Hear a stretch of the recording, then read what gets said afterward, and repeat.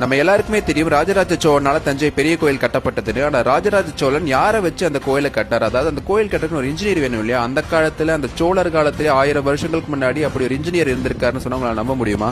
செங்கல் cement technology எதுவுமே இல்லாத காலத்துல 216 அடி விமானத்தை பாறை கற்களை மட்டுமே கொண்டு கட்டியிருக்காங்க. அதுலயும் மேல உள்ள விமான கற்கள் வந்துட்டு 80 டன் கொண்டது ஒரே கல்லு.